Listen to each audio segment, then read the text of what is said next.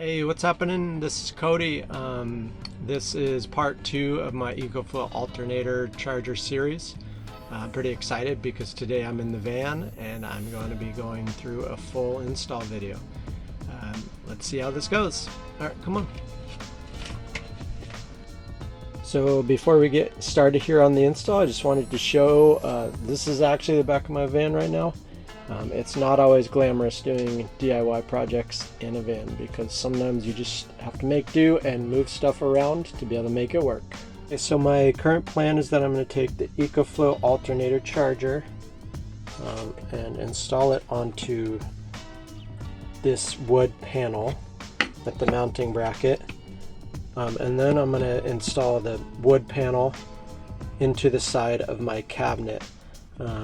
That's going to help it to be easily removable and serviceable in the future if I need. I can just take the whole wood plate off and then work on it from there. Got a handful of tools here set up on the top. Hopefully that's everything that I might need. I'm going to mount it right inside the cabinet wall right here. And then the wires will route down through this hole that I already have my fridge wire running through. On the other side, my wires will run through the hole in the side of the cabinet. And as you can see here, I have the path for the wires taped in blue tape. So you're going to run along the edge of the wall here, over into the corner, around inside of this plastic paneling, and then up through into this hole underneath the floorboard. Continue to go through the floorboard by the driver's seat, all the way over and into the battery compartment, which is under the floorboard of the driver's side. So I'm going to take the positive and negative that are going to connect to the battery. This is the large cable that comes with the alternator charger, and I'm going to feed them through the corner down here.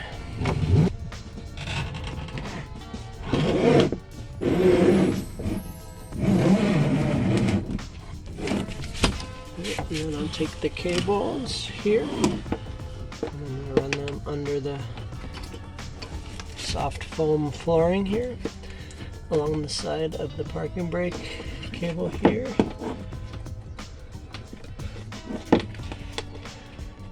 And just feed them as well as I can through there. There's some other cables going there that I'm going by. That feeds pretty nicely under there. And pop out this tab, go around. It's pretty nice. I can feed it back behind where the plastic cover will go. Alright, have the battery compartment open. We'll feed this wire down underneath and down through the floorboard.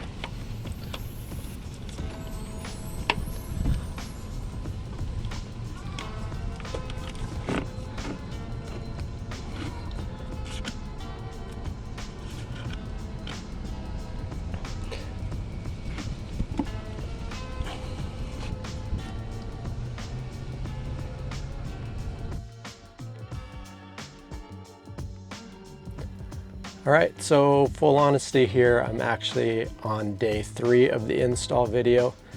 Not in any part due to the EcoFlow Alternator Charger or any of its parts. More so just a lack of preparation on my part and thinking that I had more tools than I actually do to complete the connections in the battery compartment. With DIY projects, sometimes that's just how it goes. You got to keep rolling with it and budget more time than you think you actually need. So now I think I finally have all the tools and everything I need to complete the install, so let's get going. Okay, so I'm down in the battery compartment under the driver's side floor, and I am going to disconnect the negative to keep things safe during the install.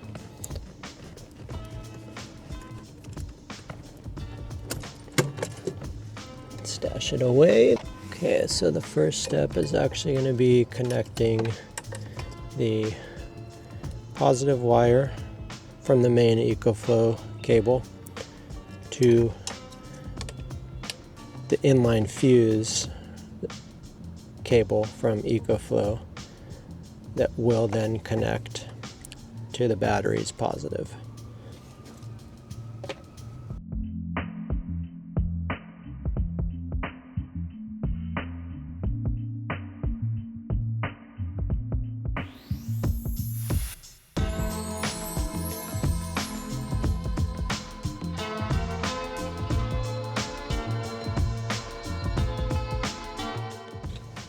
Alright, once we have it connected again, we can put the case back on. Okay, so we have the main EcoFlow cable with the inline fuse connected to the positive, which is going to connect to the battery, which is our dedicated accessory slot right here. To do the best routing, I cut a hole right here in the positive terminal cover case so that I could feed this in and just make the install cleaner. So this is going to go through here, and it's going to be a little awkward to make the connection, but then it will connect right there, and the battery positive case will cover back down and be a clean install.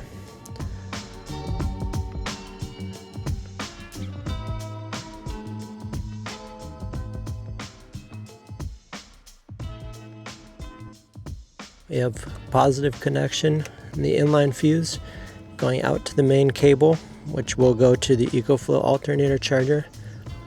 Now all we have to do is take the ground wire here and make the connection to the chassis.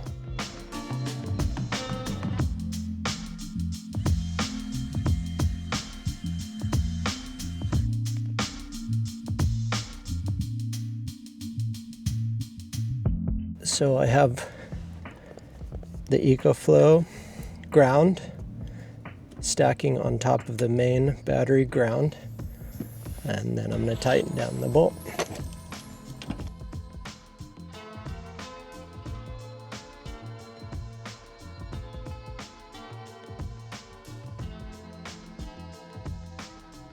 So now I have the EcoFlow unit mounted to the backing plate. That's all pre-drilled, and so now I think I'm ready to go underneath inside of the cabinet and mount this backing plate to the wall of the cabinet.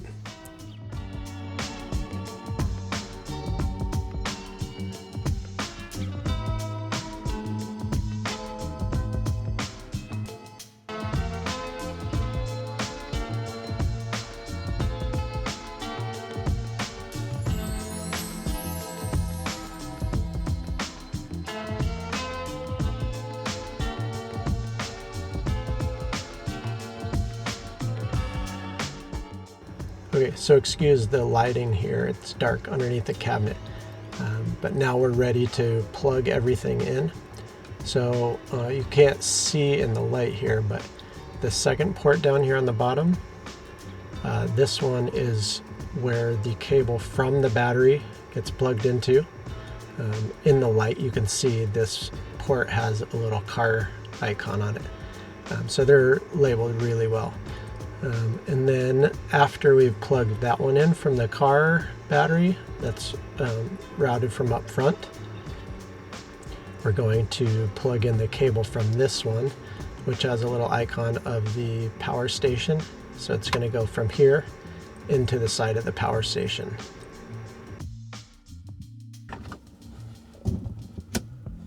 And you can hear it click in. Put this side that has the icon matched up with the icon here, and hear it click in. Okay, here we go. The last plug in here. Route this cable, open up the extra battery port, and plug it in right there. Oh yeah, cool. I'm pretty pumped. I finally got the install finished. It actually went like really easy once I had the proper tools and was prepared. So I'll make sure to leave proper information on what tools I did use down in the description. I know it will mostly apply just to my ProMaster, but it's a good start for being prepared. Anyway, the hardest part of this install was actually probably just making the video. It was my first DIY video in my van in a tight space, but a super great learning experience.